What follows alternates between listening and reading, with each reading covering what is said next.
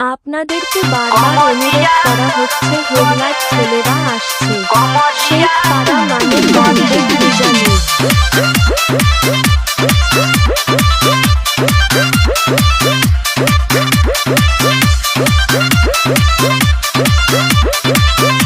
আপনাদের তো রাস্তা ছাড়তেই হবে, কারণ হোগলার ছেলেরা আসছে।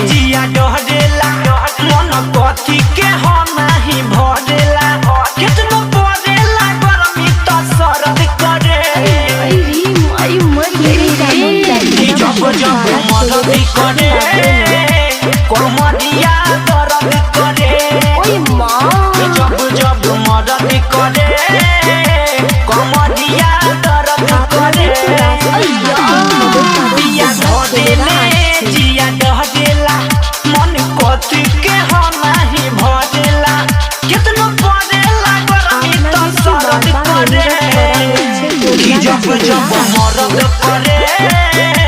कमरिया दर्द करे जब जब मदद करे कमरिया दर्द करे Exclusive remix by TC Senol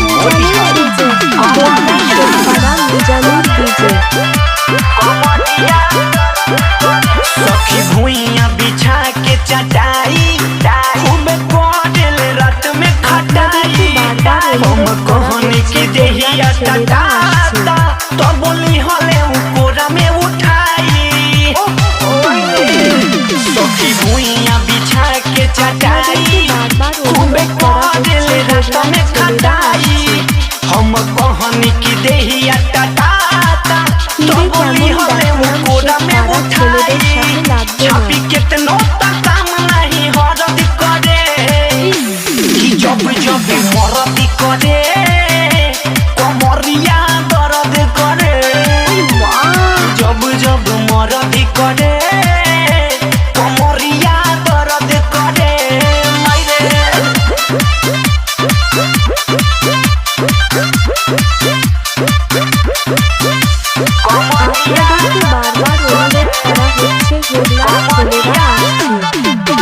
नस नस में है उठल लहरिया भइल रहे बेरा भोर हरिया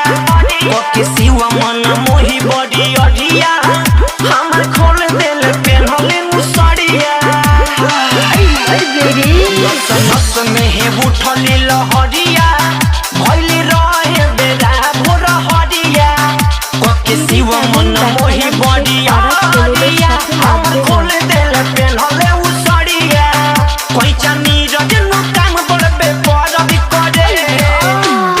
जब जब मरद करे कमरिया दर्द करे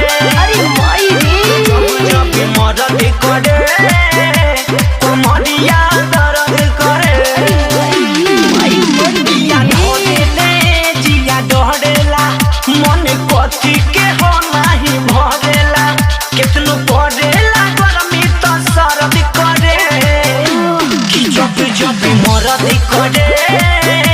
कमरिया दर्द करे जब जब मरद करे कमरिया दर्द करे কারণ হোগলা ছেলেরা আসছে।